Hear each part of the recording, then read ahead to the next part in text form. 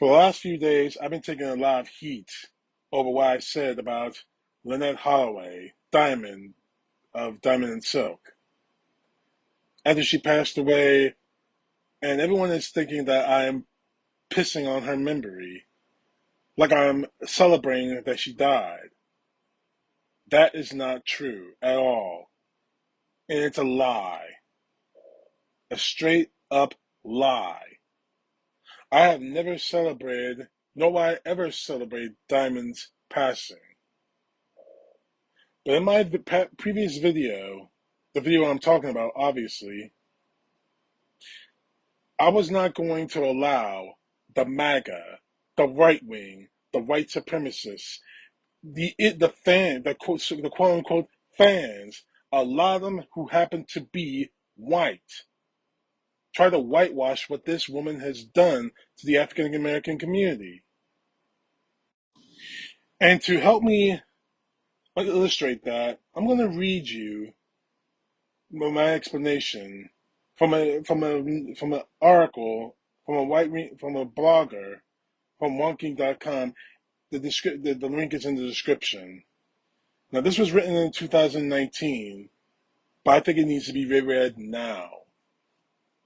Pretty sure Diamond and Silk are black white nationalists. I'm getting super tired of Diamond and Silk, especially since at this very point they've been running this con long enough for me to accidentally remember both their real government names. Not Holloway, effing Diamond, and Rochelle Richardson, GD Silk. I have long despised both trolls. I've hated their hair, I've hated their animal print, their dumb facial expressions, their jigging and jiving, but most of all, I have hated the way they prop up the most vile white supremacy in our government, and it's time to start calling that shit out. Often we, black Democrats, have behaved like white Democrats when it comes to black Republicans. We don't know what the fuck to say when these minstrel shows pop up and embarrass us and our entire race by being stereotypical, utterly obnoxious, and lying through their black asses for fun and profit. We try not to single them out when they behave like they're the lead actors in a black exploitation film, or the extras in the Black Jesus episode of Good Times. But enough is enough. They must be stopped. And guess what, liberals? It's perfectly fine for you to call them out too. People who know me know that I would never expund upon things that don't directly concern me. If the business ain't mine, it don't make me no matter mine. Has long been my motto, but they must be stopped. They're the black faces of white nationalism. From the Bureau, the African American duo, whose real names are Lynette Holloway and Rochelle Richardson, said that they are tired of people linking Trump to white supremacy, especially following two mass shootings that hit this month. My problem isn't that these two ladies are more embarrassing, more exhausting, more prone to mannerisms, more lacking in the ability to articulate their wild ass positions. My problem is that they're getting better, not to you, more polished, someone is helping, more articulate, kinda, and more able to convince a suburban college educated white woman that they are not. This is the issue. In fact, simply a pair of dummies paid to perform on blackness for white audiences.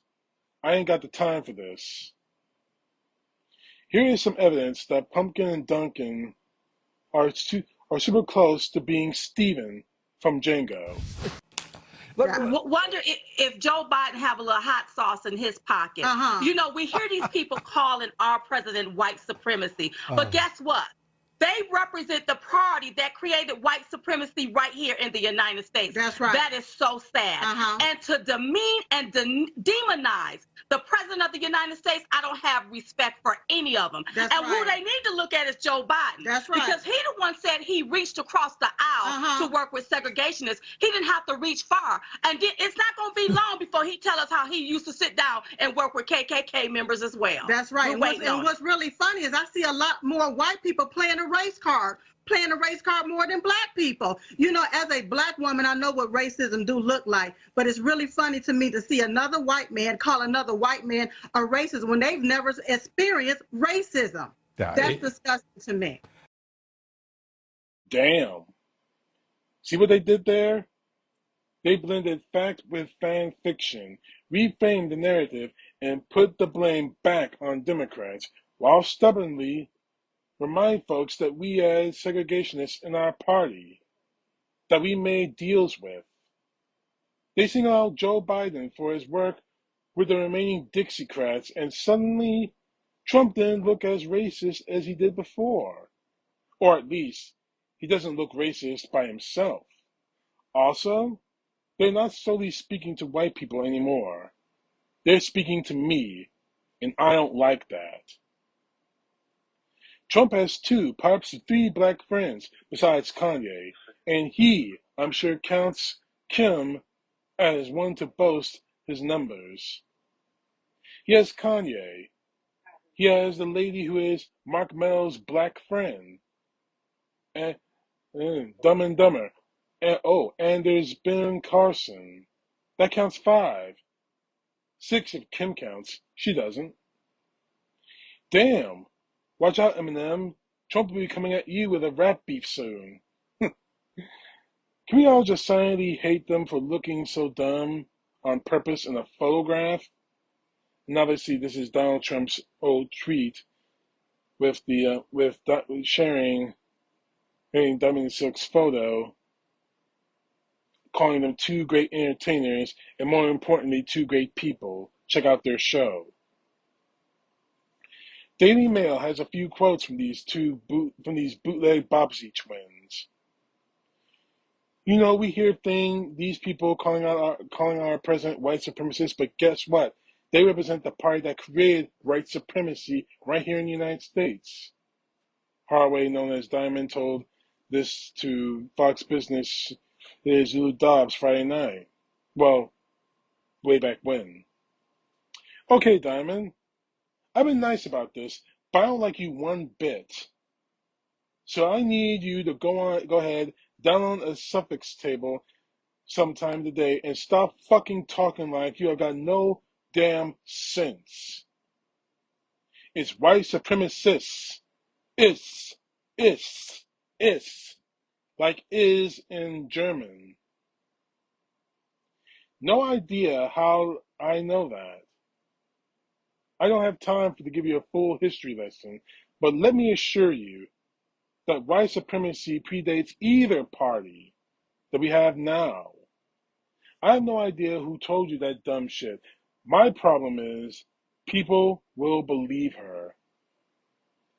Since shit don't work out with ASAP Rocky, who didn't even go to the White House and kiss the king's ring, Trump has been retweeting these 2 gags all the time. Of course, here's another tweet. 2 great and loyal friends. I don't appreciate when Silk decides to speak and halfway makes sense, period. What's really funny is I see a lot more white people playing the race card, she said. Playing the race card means more than black people, she continued. You know I'm a black woman and I know what racism do look like. But it's really funny to me to see another white man call another white man racist when they never experienced racism. That's disgusting to me, unquote. Which one of y'all let your white friends hold the race card? that's for you and only you, black people. Y'all better start lending out your race cards to Carol, Joe, and Kristen before we take them back. You'll end up like Ben Carson, slipping through migraines because you're caught up in Deliverance without a card to play. Now this next tweet is just more evidence that Dizzy and Dangle need to be extradited to Merlin's moon for being loony and intent to kill. I almost died for how stupid they are. And this is a tweet from Diamond and Silk. Are Oprah and Gayle King now making videos? Do they think maybe they may have been inspired by Diamond and Silk? What a compliment. We don't care about copycats as long as they're copying for the two right cats. Hold the hell up. Did these two pocket beggar advances just say Oprah and Gayle King and Gayle were copying them? We're going to have to ban drawstring ponytails and ladies' front wigs. Because obviously, black women are getting brain damage and starting to think that Oprah freaking Winfrey will ever buy a damn thing from them. Oprah invited black women having their own damn show. Last but never least, these two harpies go after every woman darker than a paper bag. Is Alexandria Ocasio-Cortez darker or lighter? Pretend she's darker. And accuse them of having some deeply ingrained racism, while completely giving a full pass to the entire Republican Party. Case in point, this tweet. Israel didn't ban Ilhan Omar because she's Muslim. She was banned because she spews anti-Semitic rhetoric and hatred towards Israel and the Jewish people. And nobody from the Republican Party hasn't spewed anti-Semitic racism. I seem to know a woman who did that. Now, this is me talking, not the article. I remember someone who did that. Oh, that's right. Isn't that the same kind of crap we heard from a woman in Congress right now who ran off at the mouth about Jewish space lasers? Anyway, finishing this article off, I can forgive them for being the loud-ass animal print everything, the dumb as hell all facial expressions, and the too tight hair pieces. I can even forgive them for this MAGA grift they have going scamming the MAGA out of buckets of cash. Hell, they got it on us from their televangelist parents, and the MAGA people deserve it. But I will not and cannot forgive their non-stop attacks on black women, brown women, and any other minority woman who stands up to Donald Trump. And nobody should ever forgive them for jingling and jiving to the white supremacists of this country. Now, to end this video, do I feel sorry that she's dead? Yes, I do. And we still don't know why she died or even how she died. But the fact is, I am not going to allow, as I said earlier in this video, the MAGA, the GOP, the white supremacists, or Donald Trump, who plans to attend their funeral, Diamond's funeral, I am not going to let them sugarcoat what this woman was. I'm not going to let them say that she was some kind of hero when all evidence shows that she wasn't. Did she experience racism? That could possibly argue. Did she march for civil rights? No, she didn't. Did she march in Selma? No, she didn't. Was she a civil rights activist? No, she wasn't. Was she someone who made a contribution to this nation, to making it better? No, she wasn't.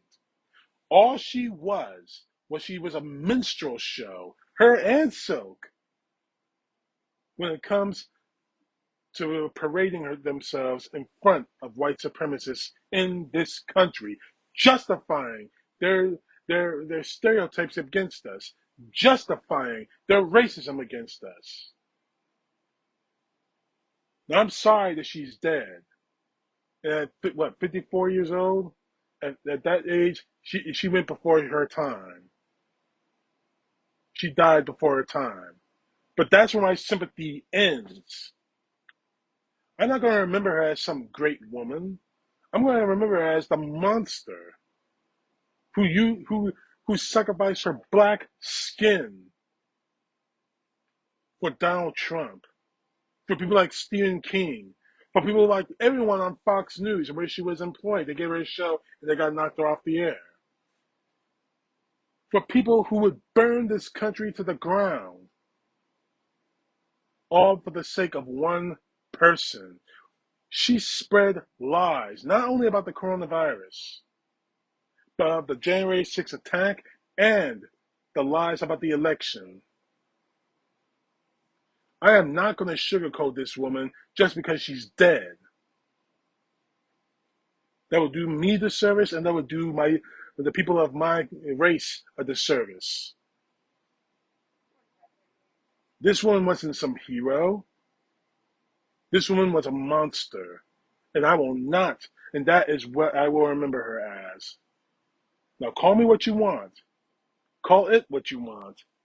Call me a monster all you want because I don't respect the woman. But I stand by what I say. I make no apologies for it. I'm not going to just see. What really bothers me about this is that an ex-president is going to a funeral of a woman who did nothing for this country but did everything for him.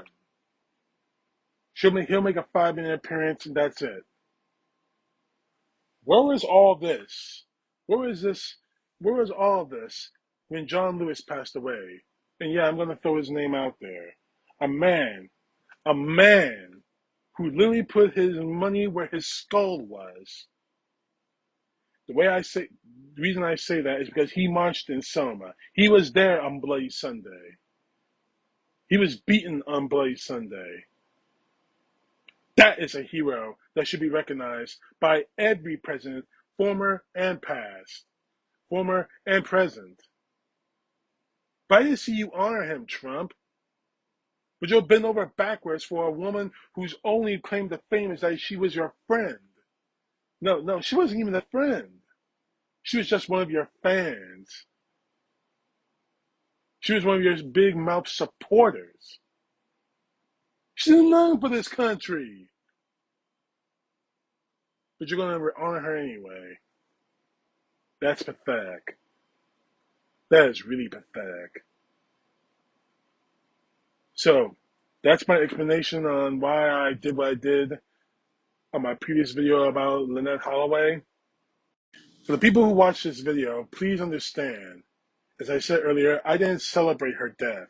Like, you got him. Death is taking another. You got him. No. I have more respect for myself and respect for the dead beyond that. But when it comes to telling the truth of who they are, I will not stay silent. For those who support me, thank you for that support. For those who don't support me, well, I think I'll let Chris Rock make the point for me. CTP, know the truth. God bless. Peace to the left, justice to the right.